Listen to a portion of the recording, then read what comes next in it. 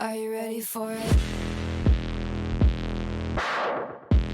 Okay, what an interesting journey. I'm always that kind of guy that I don't believe in the status quo.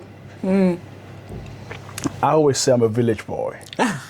Same here. Yeah, I grew up in Oyo town, but I've always have this pursuit of excellence at a level unprecedented. I've always had the desire to reach the zenith of whatever I put my hands to do, which was why I've always had in mind I was going to study abroad. I was going to do my master's abroad. In fact, it was the UK precisely. Okay. But I also recognize the financial challenges Of course. that comes with that. I lost my dad at a very young age when I was probably barely 17 or 18 years. Wow. And so I was raised by my mom. How many of you, if you don't mind me asking? We're just three. I have two siblings, a boy and a girl. And they're both doing well, But in the UK. it's challenging, either one or two of it. It is challenging. Yes. And where no family support. And my mom, at the time, she's retired now, was a civil servant. She retired as a principal in a secondary school in Nigeria. And you know how that salary can be. So that was not enough to be able to send our son to the UK. To the UK. No matter who was praying for us, it was practically impossible for Even that. if you go to 7 mountains. It was practically impossible for that to happen.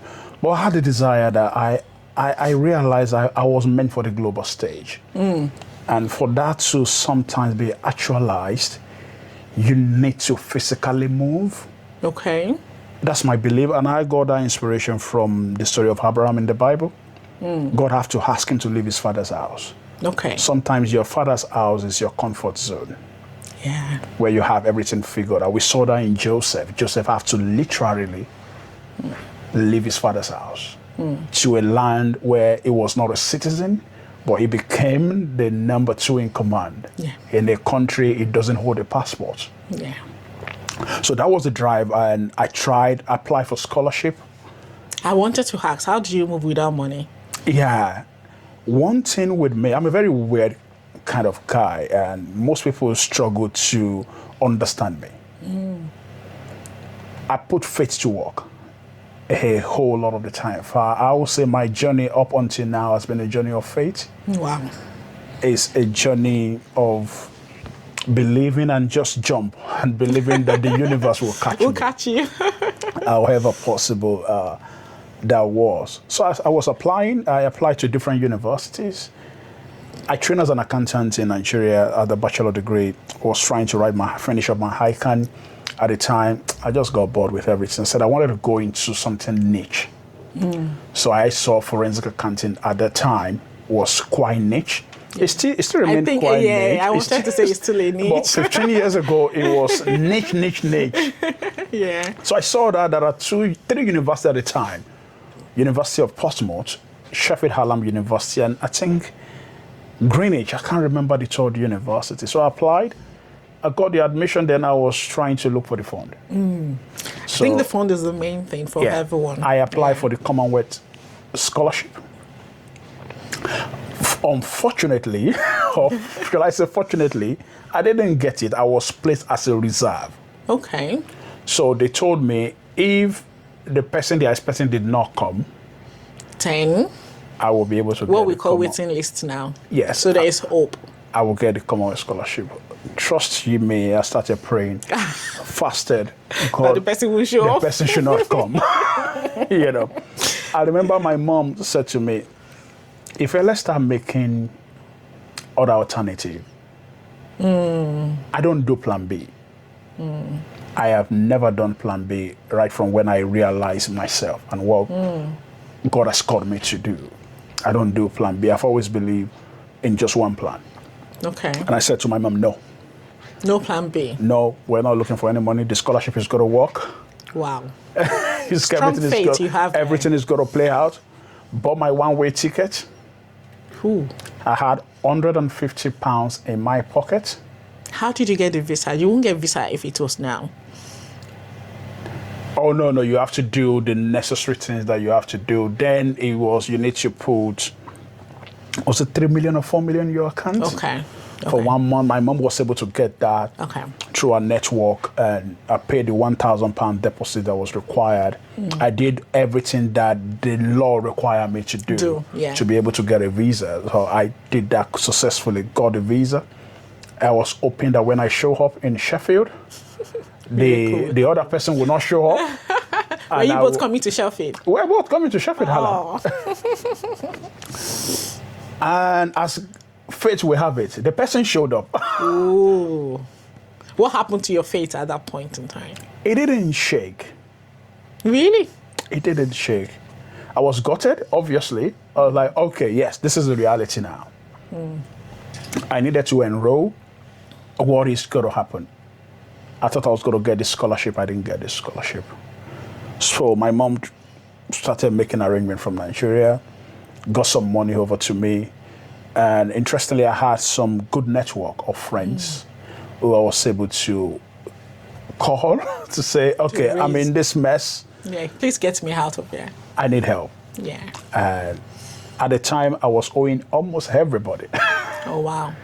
I was owing everybody. But I think that also points to the fact that with your faith, there's a place for work. Yeah, I'm that kind of guy. Rather. Yeah, I don't believe you should die in silence. If I'm hungry and you have food in your house, we have to share what you have in your house. That's my belief. Make jest of me, that's okay. But at least I would have solved my hunger problem that way. Yeah. And also I was able to raise the fund, pay my fee. And I spoke to a friend who helped me to get a job. I was working in a bakery near Dronfield. That way I was able to pay my rent. And I will never forget one of my very childhood friend. His name is Yemi Olaoma. It's been a blessing to my life. It gave me the softest of the landing I could ever wish for. Wow. I owe him a lot. We've not spoken in the last 4 years, interestingly. But there's no way I will write my story that brother will not feature there. He paid my 3-month rent up front. I didn't know. Really? I didn't know. I just wanted to pay the landlord, and the landlord said, Yemi has paid. Wow. And I'm like, oh. And I went to him and I said, brother, thank you. Having £150 in your pocket on a one-way ticket. If it were to be now, you will need to pay 6 months up front. No school fees. And you know what we are talking about? And no school fees. It was a journey of faith, but I also hold my journey to my mom.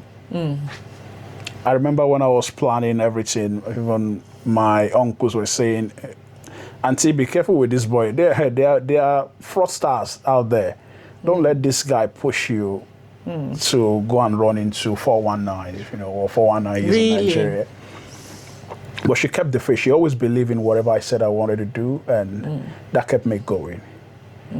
So fast forward, did the masters, paid all my fee, paid all my debt. Before the masters or after the masters? While I was doing the masters, I paid everything. I paid all my debt. Okay. I paid all my debt. One thing I always do, when I borrow money from you, I'll give you a timeline. Dr. Tony, can you loan me £500? I'm going to pay you in 3 months. Okay. There are times where I am unable to fulfill my debt obligation when they fall due. The next thing I do, I call you. I explain. That's one thing I always infer. When I got married, my wife said, sometimes you over-explain. I said, it's always good to so that I try to play my card as much as possible open. This is who I am. Yeah, to say, I really thought I was going to be able to pay you. But something came up that I have to really attend to. I am really sorry. And that have helped my credibility with people who were borrowing me money at the time. They know that, okay, if it's Awo, it's gonna show up. And I have a couple of friends who loaned me money and who never received it back. They said, no, that was our contribution to your journey. Wow. One of those friends I remember very well is the Yerimas, Dr. George and Dr. Bimbo Yerima. There was a time that the university said it was going to remove my internet if you don't pay up school fees on time. I rang Bimbo to say, Bimbo, I'm in a mess. You just have to come through for me. Can you speak to your husband for me, please? And she did. And they gave me £500. I thought it was a loan when I wanted to pay back. They said no. They said no. It was a grant. I think that echoes into having good people around you. Yeah, they could see important. this guy is trying to be something. And it was a tough journey. There are times I cry in my room and say, who sent me message? Because reasonably, I could say I was doing well in Nigeria. Yeah. But, you know, I used to listen to Pastor Sam Adeyemi messages and, you know, read books just to encourage myself to say, okay. It's a phase. An iron ore might feel senselessly tortured in the furnace, but when refined iron looks back, it will be grateful to God. How did I balance my academics with it? It was tough. As I finished with a merit, there was no way I could have finished with a distinction. That's the truth. Because I was working, I was trying to pay my debt, I was trying to pay school fees, and you're trying to do coursework at the same time. So making the distinction was not my goal. But my goal was to finish with something that will allow me to be able to do a PhD.